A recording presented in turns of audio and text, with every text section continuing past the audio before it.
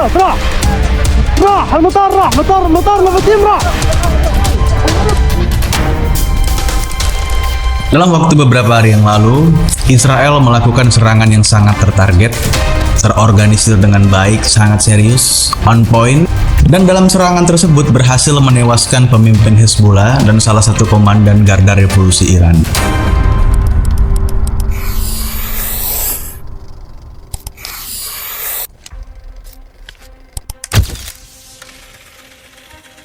Nah, selanjutnya ini juga menjadi sebuah hal yang menjadi rahasia umum atau sebuah hal yang sudah sangat mudah sekali untuk dipahami. Kalau kematian Presiden Iran pada saat dia jatuh helikopternya itu juga disebut dan diduga dilakukan oleh aksi sabotase oleh intelijen Israel, yaitu Mossad.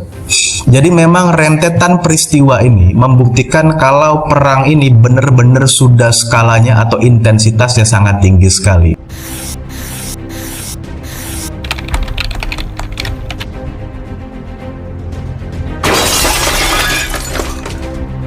Nah, dalam invasi terbatas yang dilakukan Israel terhadap Hezbollah, intelijen Israel mengklaim kalau mereka mendapatkan informasi yang valid. Ini sekali lagi gua katakan adalah klaim intelijen Israel. Gua nggak tahu kebenarannya seperti apa, tapi ini klaimnya. Mereka menduga ini valid informasinya kalau akan terjadi gerakan yang sama persis seperti Badai Al-Aqsa pada tahun lalu. Dan gerakan ini akan disebut sebagai Operasi Penaklukan Galilea. Tepatnya akan dilakukan pada saat orang Yahudi melakukan perayaan Rosh Hashanah atau Tahun Baru Yahudi. Jadi mereka melakukan gempuran terhadap Hezbollah di Lebanon untuk mencegah Operasi Penaklukan Galilea terjadi. Berdasarkan alasan dan statement itu, Israel mengklaim kalau mereka juga berhak untuk melakukan counter yang dapat merugikan negara mereka. Mereka harus defense negara mereka dengan sangat baik, dan hal itu dibenarkan oleh Amerika. It's okay, gak masalah kalau emang hal itu menurut mereka adalah poin-poin yang dapat merugikan negara mereka. Tetapi di sisi lain, Barat ataupun United Nations, bahkan Amerika, terutama juga Israel, jangan menutup mata kalau Hamas, Houthi, Hezbollah, bahkan Iran melakukan protek terhadap negaranya, terhadap kelompoknya, bahkan memperjuangkan kemerdekaan Palestina, karena menurut mereka itu sudah tidak bisa lagi dibenarkan. Bukan hanya menurut mereka, tetapi survei dunia saat ini membuktikan dan menyatakan kalau tindakan yang dilakukan oleh Israel itu sudah benar-benar di luar batas kemanusiaan. Jadi tindakan-tindakan yang dilakukan oleh berbagai kelompok-kelompok atau organisasi Islam ataupun negara Iran, خداوند متعال در آیات مکرر قرآن این وعده رو داده است که اهل حق، طرفداران حق ممکنه قربانی بدن. itu untuk menunjukkan kalau Israel tidak di tanah Timur Tengah dengan berbagai tindakan-tindakan atau agresivitas militer mereka yang pada saat ini masyarakat Gaza atau masyarakat Palestina. Jadi kita harus melihatnya dari berbagai sisi, jangan melihat dari satu perspektif saja. Itulah objektivitas kalau Anda ingin berpikir dengan nalar yang benar. Mengapa sekarang banyak orang yang tiba-tiba mengglorifikasi Iran, mendukung Iran karena Iran melakukan serangan terhadap Israel? Tetapi di luar daripada itu, banyak orang yang mengkafirkan Iran, mengatakan Iran itu sesat, bidah, dan lain sebagainya karena dia berbeda aliran dengan kita. Dia tuh Syiah, dia tuh sesat, dan lain sebagainya. Tetapi pada saat dia menyerang Israel, banyak orang yang mengglorifikasi Iran. Melihat kenyataan dan lu sadar bahwa liga-liga Arab atau negara-negara Arab tidak melakukan tindakan apapun, tidak merespon apapun. Namun pada saat Iran melakukan serangan terhadap Israel, lu mulai menghujat negara-negara Arab lainnya, liga-liga Arab lainnya, lu mengglorifikasi Iran. Tapi setelah itu, di luar itu, lu kembali menghujat Iran. Sebenarnya lu maunya apa gitu? Gua akan ngebongkar isi otak kalian dulu supaya kalian tuh tidak berpikir secara a priori. Kalian melihat kebenaran itu bukan pada fakta, tetapi pada selera. Kalian membaca dan melihat tontonan, melihat satu buku dan menganggap satu buku itu adalah satu kebenaran, satu konten adalah satu kebenaran, tanpa kalian mau melihat perspektif lain. Pemikiran-pemikiran a priori ini lebih berbahaya dari obat-obatan terlarang adiksi, karena bukan hanya memabukkan Anda, bukan hanya menyesatkan Anda, tetapi Anda percaya pada satu kebenaran bukan pada fakta, tetapi berdasarkan selera Anda.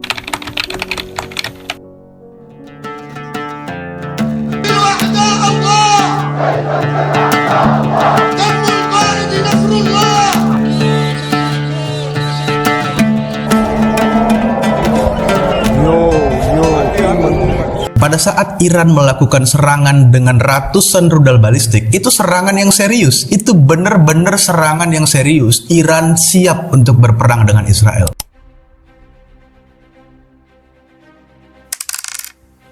Karena itu ratusan rudal balistik, bukan rudal biasa, tetapi rudal balistik yang menghancurkan pangkalan udara militer Israel dengan berbagai jet tempur yang rusak parah. Itu sudah dilihat dari satelit dan sudah bisa dibuktikan kalau memang jet tempur Israel itu rusak parah.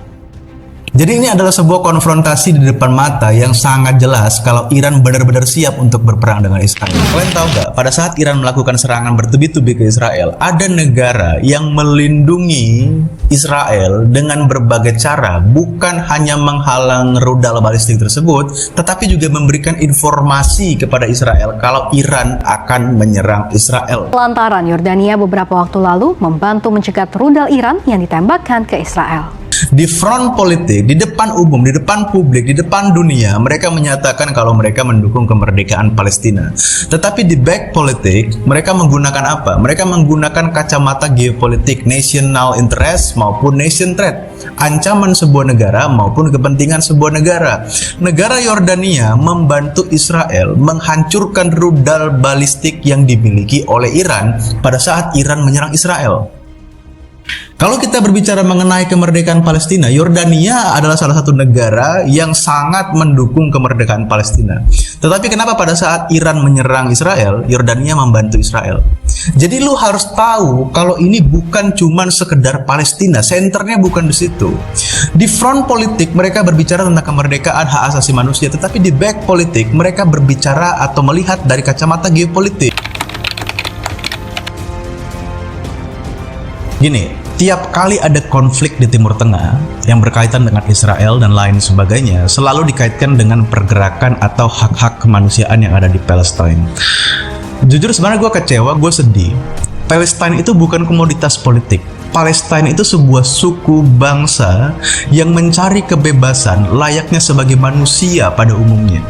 Kita sebagai manusia merdeka, mereka juga ingin merdeka, mereka juga ingin hidup tenang, mereka ingin hidup damai, tidak ada konflik, mereka ingin benar-benar hidup selayaknya manusia. Kalau kita mau jujur ataupun objektif mengenai pembahasan kemerdekaan Palestina atau kebebasan mereka sebagai manusia, hak-hak mereka sebagai manusia dan lain sebagainya, persoalan ini sebenarnya mudah untuk diselesaikan kalau United Nation mau, kalau Amerika mau, dan negara-negara lain benar-benar setuju mereka menjadi sebuah negara.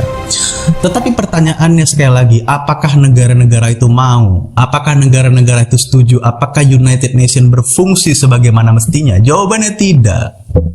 Jawabannya tidak. Tatanan unipolar barat ini selalu memegang konsep standar ganda. Mereka berbicara politiknya di depan, mendukung, memberikan hak kemanusiaan dan lain sebagainya, tapi politik belakangnya berbeda lagi. Setiap pergerakan geopolitik, pernyataan mereka penuh dengan agenda kepentingan, dan itu hanya diberikan kepada orang-orang atau negara-negara yang mendukung mereka, negara-negara yang menjadi bagian dari aliansi mereka, sekutu mereka, karena memang seperti itu konsep tatanan unipolar barat. Makanya gue selalu mengatakan dalam konten-konten gue berkali-kali, konflik Palestina dan juga Israel ini tidak akan pernah terselesaikan dalam waktu yang sangat cepat. Banyak orang yang beranggapan kalau misalnya Donald Trump terpilih kembali menjadi presiden, maka dunia akan damai, perang konflik antara Israel dan Palestina akan terselesaikan dan lain sebagainya. No. Please lah, jangan terlalu naif. Tidak ada satu pemimpin negara pun yang saat ini atau satu pemimpin tokoh dunia yang bisa mendamaikan kedua negara ini atau menjadi sebuah role model bagi setiap bangsa. No. Tidak semua orang suka dengan Trump. Tidak semua orang simpatik dengan Trump. Walaupun mungkin secara teoritis dan juga berbagai jejak historis kalau Trump itu pada saat menjadi presiden tidak terjadi perang dan lain sebagainya, it's okay, kita bisa terima pernyataan itu. Tetapi kita juga harus mengakui dalam konteks Palestina dan Israel, Trump pernah menyatakan memberikan dukungan memindahkan ibu kota Israel dari Tel Aviv ke Yerusalem, dan itu menjadi polemik yang sangat besar dan bahkan memperkeruh keadaan pada saat itu. Jadi please lah, mungkin dalam berbagai konteks lainnya sangat mungkin dia mendamaikan perang atau memberikan solusi dalam berbagai perang, misalnya seperti perang Rusia dan Ukraine dan sebagainya gitu. Tetapi bukan berarti jaminan kalau Donald Trump terpilih kembali menjadi presiden dunia akan damai. No, it's impossible. Jangan terlalu naif, men. Amerika adalah Amerika. Siapapun presidennya, Amerika that's American. Itu adalah sesuatu hal yang harus Anda pahami gitu. Iya, paham maksud gue kan. Jadi gini, berbicara mengenai politik itu ada dua sisi, ada front politik, ada back politik. Biasanya pemimpin-pemimpin atau tokoh-tokoh dunia yang berbicara di depan umum menggunakan topeng front politik. Di depan mereka akan berbicara mengenai Palestina harus merdeka, ini sisi kemanusiaan. Kemudian Barat akan melakukan standar ganda di United Nations, kemudian United Nations juga seperti itu. Dan selanjutnya, liga-liga Arab juga kerap kali menggunakan front politik pada saat mereka berbicara di depan umum. Tetapi di back politik, di sisi lain, mereka selalu berbicara mengenai national interest maupun juga nation threat. Karena geopolitik itu rumusnya simpel seperti yang gue sampaikan, nation threat dan juga national interest atau nation interest, kepentingan suatu bangsa dan juga ancaman bagi bangsa. Nah, mengapa demikian hal ini bisa terjadi? Di satu sisi, liga-liga Arab secara naluri, saya yakin mereka ingin Palestina merdeka dengan berbagai opsi. Tetapi di satu sisi, mereka juga tidak bisa menyangkal diri kalau Iran adalah salah satu ancaman bagi liga-liga Arab dengan berbagai tindakan-tindakan agresivitas militer mereka maupun menggunakan alat-alat proksi militer mereka. Katakanlah misalnya Houthi itu kerap kali mengganggu Arab Saudi, Uni Emirat Arab, Qatar, Bahrain dan sebagainya. Bahkan kita tahu kilang minyak Aramco itu, depot Aramco itu pernah diblokade oleh Houthi. Jadi sudah jelas salah satu alasan kenapa pangkalan militer Amerika itu ada dan selalu melindungi Arab Saudi, tujuannya satu, karena mereka takut berperang proksi dengan Iran yang selalu menggunakan Houthi. Makanya gue bilang ini bukan hanya senternya di Palestina, tetapi ada kepentingan geopolitik yang lebih besar. Berbicara mengenai Houthi sudah pasti di belakangnya Iran. Berbicara mengenai Hizbullah sudah pasti di belakang Iran. Hamas saat ini juga disupport oleh Iran dalam berbagai persenjataan. Itu bukti kalau Iran menjadi salah satu momok menakutkan di Liga Arab kalau dia melakukan perang proksi. Dan hal ini bukan terjadi dalam waktu beberapa tahun belakangan ini. Itu sudah dimulai sejak terjadi perang Teluk di mana Irak dengan Iran itu berperang. Revolusi Iran itu membuat Liga Arab tidak nyaman dengan berbagai doktrinal mereka, kemudian dengan aliran mereka, sehingga Saddam Hussein pada saat itu menegaskan kalau Iran adalah musuh dan ancaman bagi negara-negara Arab karena mereka berbeda aliran dengan kita. Ya walaupun mungkin itu ada kepentingan geopolitik dari Saddam Hussein, tetapi sudah pasti sampai saat ini Iran menggunakan berbagai milisi-milisi proksi untuk berperang atau membuat ketidakstabilan ekonomi maupun geopolitik yang ada di Timur Tengah. Nah, kalau menurut gue pribadi jawabannya kurang tepat. Pernyataan itu jawabannya kurang tepat. Kenapa demikian? Gue akan jelasin satu persatu. Ya mungkin saja, bahkan possibility-nya sangat besar sekali kalau serangan Iran itu akan membuka atau memicu perang dunia ketiga. Tetapi perang dunia ketiga itu seharusnya sudah dimulai atau akan dimulai pemicunya itu pada saat pertama kali Ukraina menyatakan diri tertarik untuk gabung ke aliansi NATO.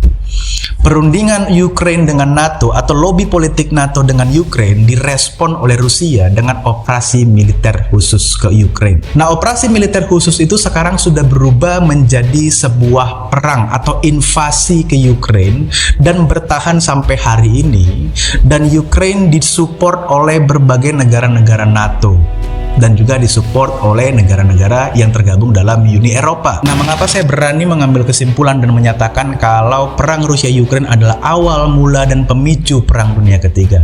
Kita harus memahami terlebih dahulu, Perang Dunia itu, yang disebut dengan Perang Dunia itu, berubah sesuai dengan dinamika zaman. Apa maksudnya? Pada masa lalu, kerajaan atau berbagai negara membentuk aliansi, dan aliansi dari berbagai negara atau kerajaan ini akan berperang satu dengan yang lain. Katakanlah ini blok Aksis dan blok Sekutu, mereka berperang.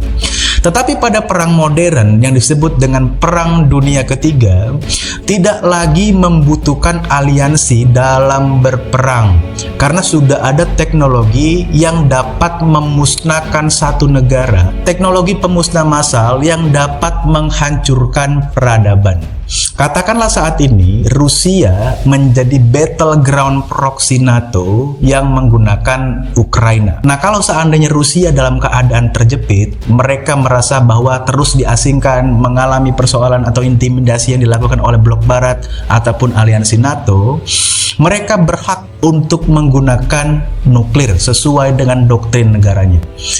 Katakanlah misalnya Rusia memiliki ribuan nuklir, kemudian aliansi NATO juga memiliki ribuan nuklir.